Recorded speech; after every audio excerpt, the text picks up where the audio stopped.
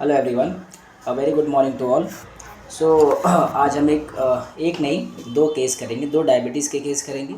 ठीक है, दोनों डायबिटीज़ के केस मैं आपको इसी वीडियो में दिखाऊंगा।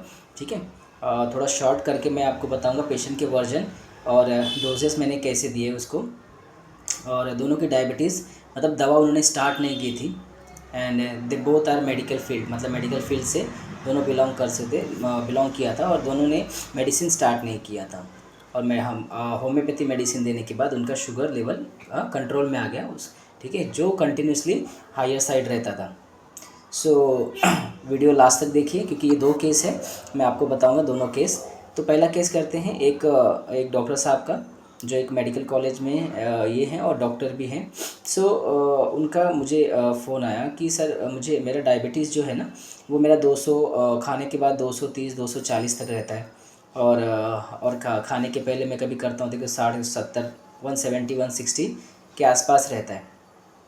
सो मैंने बोला फिर क्या किया आपने? तो बोले सर मैंने अभी तक कुछ स्टार्ट नहीं किया है, मैं मेजर करते रहता हूँ वो इस पे मशीन पे चेक करते रहता हूँ तो हमेशा हायर साइड रहता है और कंटिन्यूसली है मुझे मतलब मैं बार बार चेक कर रहा हूँ, ये होता ही है, हो ही रहा है मतलब। और मैंने अभी तक गोली चालू नहीं किया है, मैं गोली अगर चालू करूँगा तो फिर अभी मुझे फिर वो इसके बाद मुझे लेना पड़ेगा और फिर मैं उसको ड्रॉप करने में दिक्कत होगी। तो इसलिए मैंने आपको कांटेक्ट किया कि मतलब होम्योपैथी से कम हो जाता। सो मैंने बोला कि क्या मतलब इससे आपको परेशानी क्या आ रही है? बोले सर मुझे परेशानी कुछ नहीं आ रही है, बस मेरा थोड़ा वेट पहले से कम हो रहा है, मतलब कम हो गया है वेट। और वेट भी, और मुझे कंटिन्यूसली सर्दी है, खांसी है, ये तकलीफ़ भी रहती है। मतलब बहुत लंबे समय से चल रहा है। तो मैंने बोला क्या हो गया, लाइफ में किसी बात का स्ट्रेस है या कुछ टेंशन रहता है? बोले सर स्ट्रेस तो बहुत है, मतलब मेरी मदर है और उनका एज हो गया है अभी अराउंड 70 अबो 80 के आसपास है। वो मतलब चल नहीं पाती हैं, बेड पे रहती हैं और उनका सारा काम मतलब बेड पे ही हो जाता है, मोशन का यूरिन का सब जो भी रहता है। मेरी वाइफ़ है, उनको देखती हैं, मगर मेरी मदर का वाइफ़ का थोड़ा जमता कम है, मतलब उनका नहीं प्रॉपर हो पाता है। तो मेरी मदर को लगता है कि वो उसको बहुत ट्रीट नहीं करती अच्छे से, वो जब भी और उसको बोलती है मुझे मारती है।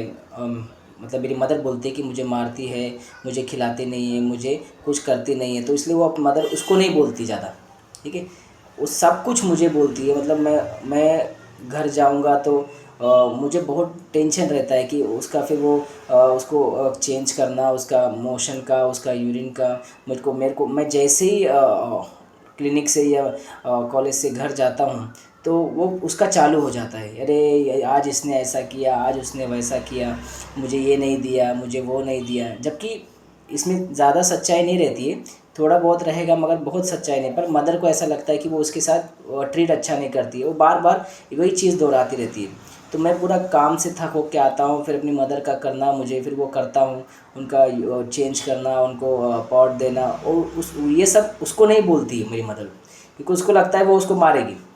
इसके लिए वो जब जैसे ही मैं घर में एंट्री करता हूँ और फिर उसका सब चालू हो जाता है, तो मैं बहुत परेशान हूँ। फिर मुझे एक एक चीज़ करना पड़ता है कि ये कर दे, ये ला दे, मेरा ये करा दे, मेरा वो चेंज करा दे, मेरा पॉट ला दे, मेरा यूरिन ला का पॉट ला दे। कंटिन्यूसली मुझे वो आने के बाद वो सब करना पड़ता है और बार बार वो इरिटेट करना, बार बार वो सब करते रहती है। तो मैंने बोला फिर आप क्या करते हो? बोले सर मैं क्या करता हूँ, मतलब मैं करता कुछ नहीं हूँ। मतलब मुझे गुस्सा आता है, मुझे बहुत गुस्सा आता है, मगर फिर ऐसा है कि मेरी माँ है, ठीक है, और तो जिसकी वजह से मैं गुस्सा आता है, मगर मैं भी गुस्सा दिखाता नहीं हूँ। मतलब चिड़चिड़ तो बहुत रहता है ना, अंदर ही रख लेता हूँ और मैं कुछ कर ही नहीं सकता ना। मेरी मदर है, 80 साल की है, तो मैं कुछ नहीं कर पाता हूँ, खाली बस गुस्सा करके अंदर रख लेता हूँ। और फिर मुझे उसकी चिंता भी रहती है कि जैसे ही अभी मैं सुबह निकलूँगा तो फिर मुझे टेंशन रहता है कि ये क्या हुआ, क्या कर रही होगी, कुछ तकलीफ़ तो नहीं हुआ, कि क्या मतलब प्रॉपर उसको दिया या उसने बोला होगा मेरी वाइफ़ को कि नहीं, क्योंकि मोस्टली वो बोलती नहीं है मेरी वाइफ़ को। फिर जैसे ही मैं घर पे आता हूँ दिमाग में कंटिन्यूसली वो चलता रहता है कि अभी ये क्या बोलेगी, अभी ये क्या कहेगी। मतलब फिर मैं कॉलेज में रहता हूँ या क्लिनिक पे रहता हूँ तो दिमाग में चलता रहता है कि वो क्या कर रही होगी, मतलब कंटिन्यूसली मदर का मेरे पास रहता ही है। उसका टेंशन ही रहता है कि इसका भी मतलब इस समय क्या कंडीशन होगी, तो उसका मन में मेरे को लगता भी है। तो कंटिन्यूसली उसका जो करना और फिर उसका जो विचार वही वही चल रहा है। और ये थोड़ा अर्सेनिक टाइप जो है बहुत इरिटेट करती है, हर एक चीज़ को, छोटी छोटी बात को ये करने के लिए, वो करने के लिए, ये साफ़ कर दे, वो साफ़ कर दे, ये हटा दे, वो हटा दे। जैसे ही मैं आऊँगा तो मैं उसमें लग जाता हूँ। तो यही सब चल रहा है। मतलब घर में आने के बाद ये, फिर घर से जाने के बाद भी उसका स्ट्रेस रहता है मुझे कि वो क्या कर रही होगी। तो कंटिन्यूसली वो थॉट्स, वो कैसे कर रही होगी, वो प्रॉपर हुआ कि नहीं, उसको कुछ तकलीफ़ तो नहीं हो गई होगी, तो ये सब चल रहा है। सो मैंने बोला ठीक है। और मैं कुछ कर नहीं पाता हूँ, मैं कुछ कर ही नहीं सकता, जो है मैं करता हूँ क्योंकि मेरी मदर है और मुझे करना है। वाइफ से मैं ज़्यादा एक्सेप्ट नहीं कर सकता कि वो करेगी, और मेरी मदर उसको बोलती नहीं है क्योंकि उसको लगता है कि वो उसको मारती है और उसको बराबर कुछ ट्रीट नहीं करती अच्छे से। तो ये मेरी मदर का थॉट है। तो मैंने बोला ठीक है, चलो मैं आपको दवा देता हूँ। सो मैंने इस केस में उसे 200 से स्टार्ट किया था। उसका शुगर 240 250 रहता था उनका, डॉक्टर साहब का। और मैंने मेडिसिन स्टार्ट किया, 205 डोज दिया। 7 डेज़ के बाद उसका शुगर जो पीपी रहता था, वो एक हफ्ते के बाद उसका पीपी जो है वो 180 दिखाने लगा। धीरे धीरे करके उन्हें हफ्ते में 10 दिन में चेक किया तो जो उनका पीपी रहता था, ठीक है, वो 130 130 140 160 इसके फ्लक्चुएशन दिख रहा था 15-20 दिन के बाद। 1-1.5 महीने के बाद उनका जो पीपी था वो काफ़ी इसमें आ गया, ये 140 के अंदर आ गया, यानी 130 में या 120 के बीच में वो कांस्टेंट हो गया। और अभी वो 140 के नीचे रहता है। और उनका जो पीपी रहता है वो भी 100 के आसपास, या 80, कभी 90, कभी 70, कभी 100, इस तरीके से वो वेरीफाई कर रहा है। तो 240 250, तो बीच में मैंने उनको 200 का 5 डोज दिया था। तो उनका शुगर तो सेटल हो गया, मगर जो उनको कंटिन्यूसली, जो उनको बहुत खांसी थी, उनको जो सर्दी था, वो उनका बेटर नहीं हुआ। तो मैंने 15 डेज़ के बाद मैंने 1 m का डोज, 5 डोज वाटर में दिया, 10-10 मिनट्स के गैप में डिज़ोल्व करके, 4 स्ट्रोक दे के। और उसके बाद भी उनके खांसी में 30-40% रिलीफ हो गया, ठीक है। 30-40% रिलीफ होने के बाद उनका शुगर भी अच्छी खासी कंट्रोल में चल रहा था। मगर जैसे जैसे 15-20 दिन और हुआ, मतलब खांसी पूरी तरह से जा नहीं रही थी। But I am sure about medicine, तो मुझे मेडिसिन पता है, मुझे मेडिसिन चेंज नहीं करना है, मुझे खाली डोजेस बढ़ाना है। तो मैंने उनको 10 m का डोज दिया 1-1.5 महीने बाद, क्योंकि उनकी खांसी बहुत लॉन्ग समय से चल रही है, ठीक नहीं हुई प्रॉपर। 10 m का डोज देने के बाद उनका सर्दी जो खांसी था वो भी 10 m के बाद जाके सेटल हो गया, ठीक है। तो मैंने उन्हें 10 m का लास्ट डोज दिया था। उसके बाद से उनका जो शुगर है वो उनका पीपी फास्टिंग एकदम नॉर्मल रेंज में चल रहा है। So this is the case. हाँ, 10 m, अभी उनको 10 m लास्ट दिया है मैंने, लास्ट दिया था मेरे ख्याल से। तो अभी उनको कुछ नहीं चल रहा है, अभी उनका शुगर एकदम नॉर्मल है। सो इस केस में देखने वाली बात है कि एक मदर है जो कंटिन्यूसली टॉर्चरिंग है, ठीक है, और कंटिन्यूसली नैगिंग है, लेमेंटिंग है, ठीक है। और ये उसका सन है, ठीक है, और इसको कॉलेज जाना है, क्लिनिक करना है, उसके बाद आके मदर का करना है। एंड उसको इसका इरिटेशन इतना ज़्यादा, गुस्सा है, तो वो क्या कर रहा है, एलिमेंट फ्रॉम एंगर सप्रेस, आता है ना गुस्सा, जेन्युइन बात है, गुस्सा आएगा, सप्रेस कर लेता है। तो क्यों करता है, क्योंकि मदर है, तो मैं कर ही नहीं सकता कुछ डॉक्टर साहब। तो this is delusion, nothing he could do nothing. हमारे पास रूब्रिक है, delusion, nothing he could do nothing, मैं कुछ कर ही नहीं सकता डॉक्टर साहब, मदर है मेरी। तो जो गुस्सा आता भी है तो मैं उसको अंदर ही रख लेता हूँ, और कंटिन्यूसली मदर का जो चलता रहता है दिमाग में कि वो क्या कर रही होगी। घर के आने के बाद तो करना ही है, घर के जाने के बाद भी मुझे उसका स्ट्रेस रहता है घर पे, कि अभी घर पे क्या हो रहा रहेगा। तो element from cares and worries over a love one, element from cares and worries over a love one, anxiety other for love person, ये सारी चीज़ें उसके अंदर हैं।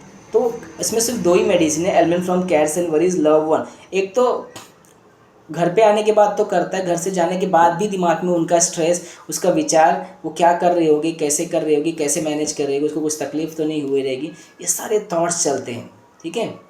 सो ये भी क्या बोलते हैं, इसमें सिर्फ कॉकुलस और वेनिला है। और anxiety other for love person, love person मतलब मदर है, लव पर्सन, उसकी चिंता कंटिन्यूसली इन एंड आउट दोनों साइड रहता है। तो सिंपली मैंने 4 रूब्रिक लगाए थे इसके अंदर। एक तो element from anger suppressed, second delusion nothing he could do nothing, मैं कुछ कर ही नहीं सकता डॉक्टर साहब, ठीक है। Element from cares and worries love one और anxiety other for love person. तो इसमें मेडिसिन आती है वेनिला। सो मैंने वेनिला 200 का, फिर 1 ml का, फिर 10 ml का, ठीक है। 10 ml लास्ट डोज दिया था उनको मैंने, और उसके बाद उनका जो खांसी इतना लॉन्ग स्टैंडिंग बहुत कंटिन्यूसली कफिंग था वो सेटल हो गया 10 ml के बाद से। और शुगर तो उनका 200-200 देने के बाद ही उनका बैक हो गया था। So he is absolutely fine now, उनका शुगर नॉर्मल रेंज में है। तो ये वेनिला मैंने उन्हें दिया था, वेनिला देने के बाद वो पूरी तरह से ठीक हो गए, ठीक है। सो इस तरीके से आपको जो पेशेंट बोलता है, देखिए सप्रेशन और जो एंगर है, ठीक है, और जो एंजाइटी है जिसकी वजह से उनका डायबिटीज़ उनका रेज हुआ, ये उनका पॉजिटिव फैक्टर है, क्योंकि वो कुछ कर नहीं सकते, वाइफ को बोल नहीं सकते, वाइफ की मदर की जमती नहीं है। मदर को लगता है कि वाइफ ऐसा करती है, उसको मारती है, उसको टॉर्चर करती है, इसलिए मदर बोलती ही नहीं है। जैसे ही सन आएगा उसको फिर चालू कर देते उसका सारा काम। सो वेनिला देने के बाद ये यहाँ से वो उनका शुगर क्लियर हो गया। बहुत क्लोज कॉकुलस है, मगर कॉकुलस एंगर नहीं करता। आप देखोगे वो सब वो क्या करता, वो करते जाता और कंप्लेन नहीं करता, ठीक है, क्योंकि उसको लगता है कि उसका ये ड्यूटी है, उसका जो ये है रिस्पॉन्सिबिलिटी है मदर को देखना। डॉक्टर साहब तो वो में नर्सिंग है ना, नर्सिंग आपको करना ही है, तो करते जाता है। मगर ये एक जैसे कॉकुलस एक नर्स बन के करता है ना, वैसे एक वेनिला जो होता है ना वो ड्यूटी कॉन्शियस रहता है। हमेशा याद रखिए, जो ड्यूटी कॉन्शियस वाला कौन रहता है, ये कॉकुलस जो रहता है, सॉरी वेनिला जो रहता है, ठीक है। और जो एक तो वेनिला जो होता है वो ड्यूटी कॉन्शियस, को लगता है यार गुस्सा तो आ रहा है मगर है तो मेरी मदर है ना, तो ये मेरी ड्यूटी है, मेरी जिम्मेदारी है, ठीक है, तो मुझे ये करना ही है, ठीक है। वाइफ नहीं कर रही तो मैं करूँगा, क्या करूँगा, ठीक है। तो ये होता है ड्यूटी, मतलब मैं उसको छोड़ नहीं सकता, ठीक है। वहाँ भी करता है, यहाँ भी करता है, ठीक है, कंप्लेन नहीं करेगा। मगर जो कॉकुलस होता है ना, he is a very responsible for his service, है ना, पूरा डिवोटेड रहता है। Cares and worries love one, रात भर जागते रहेगा, केयर करते रहेगा, ठीक है, बीमार पड़ जाएगा, क्योंकि उसको लगता है यार मेरी ये रिस्पॉन्सिबिलिटी है, ठीक है, ठीक है, ये मेरी जवाबदारी है, ये मुझे इसको करना ही है। इसको कुछ को बोलने की ज़रूरत नहीं पड़ती, कंप्लेन करने की ज़रूरत नहीं पड़ती है, ठीक है। वेनिला को ड्यूटी कॉन्शियस रहता है और कॉकुलस जो होता है रिस्पॉन्सिबल होता है। बस दोनों में यही डिफरेंस है, ठीक है, ये केस में। तो आपको इस तरीके से केस को डिफरेंशिएट करना है कॉकुलस में और वेनिला में, ठीक है। So this is the first case. अब हम देखेंगे सेकेंड केस। सेकेंड केस भी एक पर्सन का है जो कि एक फार्मासिस्ट है मेडिकल पे, एंड उनको भी डायबिटीज़ हमेशा 200 के अबव रहता था, और वो भी डायबिटीज़ की गोली चालू नहीं किए थे। सो उनकी जो वो है वाइफ है, वो शी इज़ अ होम्योपैथ, तो उन्होंने मुझे फ़ोन किया था कि सर आप इन पर उनसे बात कर लो, और उनका शुगर हमेशा चेक करते, वो हमेशा हाई रहता है और कम नहीं होता है, और गोली भी नहीं ले रहे हैं, तो मुझे टेंशन आ रहा है। आप एक बार देख के प्रॉपर मेडिसिन दे दो, क्योंकि मैंने भी बहुत मेडिसिन दिया मगर उसके बाद उनका शुगर कम नहीं हुआ। सो मैंने देखा कि मैंने उनका जब केस लिया, मैंने बोला कि बताइए क्या दिक्कत होती है। बोले सर मेरे को ये शुगर चेक करता हूँ मैं, मेरा शुगर एकदम हाई रहता है, 200 के ऊपर, कभी 230, कभी 220, कभी 200-250 पहुँच जाता है खाने के बाद, और खाने के पहले 140, 150, 160, कभी कभी 170 भी चला जाता है। सो मैंने बोला क्या किया आपने। बोले मुझे तो बहुत समय हो गया डॉक्टर साहब, मतलब 6-8 महीने से, साल भर हो गया मुझे चल रहा है, मगर मैंने खाने में परहेज किया है, कंट्रोल कर लिया है, ठीक है, मैं बहुत ये करता हूँ, मगर मैंने अभी तक गोली चालू नहीं की है, क्योंकि मुझे लगता है कि गोली चालू करूँगा तो डॉक्टर साहब फिर वो कैसा रहेगा कि फिर वो लग जाएगा, मतलब हमेशा लेना पड़ेगा मुझे। और मैं कोशिश कर रहा हूँ कि अपने डाइट में जैसे जैसे चेंजेस करूँ, क्या क्या कर सकता हूँ इसके लिए। सो मैंने बोला कि लाइफ कैसी चल रही है, क्या हो, इन द स्ट्रेस फैक्टर क्या है। This is the second case मैं आपको बता रहा हूँ, क्योंकि मैंने एक ही केस में 2 आपको डायबिटीज़ के केस बता दे रहा हूँ। तो मैंने बोला लाइफ कैसा चल रहा है। बोले लाइफ डॉक्टर साहब चल रहा है, मगर अभी मैं मेडिकल पे रहता हूँ, मेरे अंडर 2-3 लोग और रहते हैं, मतलब हॉस्पिटल के मेडिकल पे हूँ, एंड मुझे ना हमेशा एक डर सा रहता है, मतलब ना डर बना रहता है। तो मैं बोला किस बात का डर। बोले अब पता नहीं, मतलब ऐसा लगता है कि मैं पूरा दिन मेडिकल पे रहता हूँ, मुझे कहीं जाना भी होता है ना तो मैं अपना मेडिकल छोड़ के नहीं जाता हूँ। तो मैं बोला क्यों नहीं जाते हो। बोले मुझे ऐसा लगता है कि मेरे मेडिकल छोड़ने के बाद अंदर से एक ऐसा डर पैदा होता है कि यार ये मतलब इन लोग संभाल पाएंगे कि नहीं संभाल पाएंगे, कोई कस्टमर आ गया, कोई भड़क गया, कुछ काम हो गया या फिर कुछ झगड़ा हो गया, ठीक है, तो ये कैसे कर पाएंगे, इन लोगों ने कुछ गलत दवा मतलब दे दिया या कुछ कोई किसी से डील नहीं कर पाए, तो ये इसे मन में अजीब सा एक डर रहता है ना कि कॉन्स्टेंटली वो बना रहता है।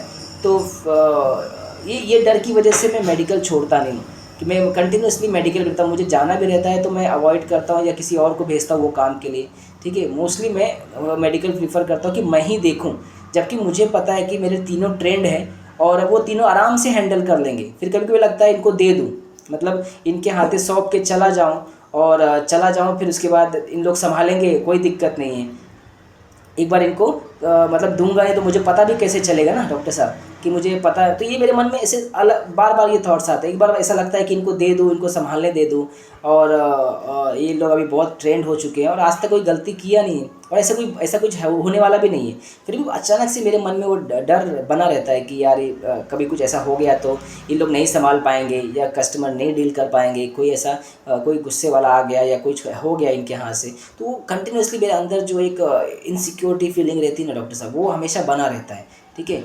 फिर कभी कभी मन में हमेशा आता है कि यार एक बार इनको दूंगा नहीं तो कैसे चलेगा। मतलब दोनों एक पैरेलल स्टेज में चल रहा है कि यार देना तो पड़ेगा ना, आज नहीं तो कल मुझे इनको दे के कहीं ना कहीं तो जाना पड़ेगा, कुछ और करना रहेगा मुझे, तो मुझे इनके हाथों में दे के तो अपना मन को भी समझाता हूँ कि यार ये लोग बहुत साल से हैं, इतने साल से आज तक कोई गलती नहीं की, तो आगे कैसे करेंगे, ये सब मैं अपने आप को समझाता हूँ, मगर फिर भी वो स्टेज से नहीं निकल पाता हूँ। तो दिस इज़ द दो थॉट्स का जो जिमलिंग हो रहा है ना, उसकी वजह से वो कंफ्यूज है और जिसकी वजह से वो वहाँ से निकलने के लिए निकल नहीं पा रहा है, वो डर की वजह से, वो कॉन्स्टेंटली वो फियर है। सो मैंने बोला ठीक है चलो मैं दवा देता हूँ। मैंने इनको 200 में दवा दिया, 200 ही स्टार्ट किया मैंने, और 200 देने के बाद इनका जो शुगर लेवल था उन्होंने 15 दिन के बाद चेक किया। तो पहली बार जो शुगर उनका इतने सालों से चेक कर रहे हैं, हमेशा 200 के 230 240 के आसपास या ऊपर आता था। पहली बार उन्होंने पीपी चेक किया 160 आया, ठीक है, 15 दिन के बाद। उसके बाद उन्होंने 1 महीने के बाद चेक किया, ठीक है, 140 150 के बीच में हफ्ते हफ्ते में चेक किया था 2-3 बार, तो उनका 140 150। और उसके बाद धीरे धीरे करके उनका जो पीपी था, मोस्टली वो पीपी करते थे हमेशा, फास्टिंग उनसे हो नहीं पाता था तो पीपी करते थे। तो एक बार उन्होंने पीपी को फास्टिंग दोनों कर लिया। एक बार उनका जो फास्टिंग था वो 90 के 100 के बीच में था और उसका जो पीपी किया था 136 या 130 के आसपास आया था 2 या 3 महीने के बाद। जो मैंने बोला था कि आप दोनों कर लो एक बार, हर बार आप पीपी करके बताते हो। तो मतलब वो शौक थे कि आज तक इतने सालों में नहीं हुआ कभी मेरा इतना, मैं कितना कोशिश किया, परहेज किया, मगर दवा देने के बाद 15 दिन में डायरेक्ट 160 पे उनका इतने एक साल से मुझे उनको तकलीफ़ था ये, और बार बार वो चेक करते थे, कभी महीने में कभी 15 दिन में, तो हमेशा ऊपर ही आता था। सो 200 देने के बाद उसके बाद रिपीटेशन की ज़रूरत नहीं पड़ी और उनका शुगर कंट्रोल हो गया, ठीक है, वो नॉर्मल भी हो गया। सो ये केस में आप देखोगे 2 थॉट्स है, 2 प्रोसेस है और दोनों प्रोसेस को वो एक साथ हैंडल कर रहा है, ठीक है। और क्या कर रहा है, मेडिकल पे छोड़ने को क्यों नहीं राज़ी है, क्योंकि वो इनसिक्योरिटी है ना मेंटल में कि यार मैं छोड़ दूंगा तो कुछ झगड़ा हो जाएगा, ये कुछ गलत दे देंगे या कुछ कर लेंगे। हमको लगता है ये हायोसैमस है, फियर ऑफ नहीं, हायोसैमस नहीं है। हायोसैमस में कभी भी एक अच्छा और एक बुरा की फीलिंग नहीं आएगी ना। एक थॉट तो उसको लगता है यार इतने साल से ये क्या करेंगे, ये लोग ट्रेंड हो चुके हैं, ये लोग तो कर लेंगे, आज नहीं तो कल मुझे देना ही पड़ेगा इनको, तो मुझे दे देना चाहिए, ये लोग तो कुछ करेंगे नहीं, मेरे अब आज तक तो गलती नहीं की है, तो अब क्या करेंगे। मगर फिर भी वो मन में आता नहीं, कहीं कुछ हो गया तो, कहीं कुछ हो गया तो। ये मन में जो कॉन्ट्राडिक्टरी स्टेट चल रहा है ना, फियर ऑफ एवरीथिंग कांस्टेंट और इनसिक्योरिटी, ये इनसिक्योरिटी है उसके मन में कि वो बिजनेस को, धंधे को छोड़ना नहीं चाहता, धंधे कहीं ख़राब ना कर दें इन लोग, धंधा कहीं डुबा ना दे, ठीक है। तो this is insecurity mental, fear of everything constant, हर चीज़ का डर बना हुआ है ना। एंटागोनिज्म हर सेल्फ, एंटागोनिज्म मतलब कि आपको एक थॉट आता है यार दे देना चाहिए और एक थॉट आता है नहीं देना चाहिए, कहीं कुछ गड़बड़ कर देंगे तो ये फिर बिट्राइड नहीं है। दिस इज 2 थॉट प्रोसेस है, एक थॉट आता है कि दे दे भैया और एक आता है यार मत दे भैया। तो सी ये दोनों थॉट एक दूसरे में जमलिंग कर रहे हैं ना, तो विल कॉन्ट्राडिक्शन है, ठीक है। Will to will sensation of 2 thought train of, एक रूब्रिक है हमारे पास, तो इसमें सब है। आप देखोगे will to will sensation as if we had antagonism her self है, और एक हमारे पास एक और रूब्रिक है thought to train of thought, दो ट्रेन ऑफ थॉट है ना, कि एक बोलता है दे देना चाहिए, खूब एक्सपीरियंस हो चुके हैं, इनसे कोई गलती नहीं होगी, और एक बोलता है नहीं देना चाहिए। तो इसकी गाड़ी फंस गई है इनसिक्योरिटी के चक्कर में, जिसकी वजह से वो नहीं दे पा रहा था। और एनाकार्डियम देने के बाद उसका जो इनसिक्योरिटी था वो कम हो गया, और उसने धीरे धीरे करके उनको रियलाइज़ किया, और फिर बाद में उन्होंने देना शायद चालू किया। उसके बाद तो मुझे उनका फॉलोअप मिला नहीं, मगर वो उसके बाद से उनका शुगर जो था वो नॉर्मल हो गया। So this is the case of, तो मैंने इनको एनाकार्डियम दिया था 200।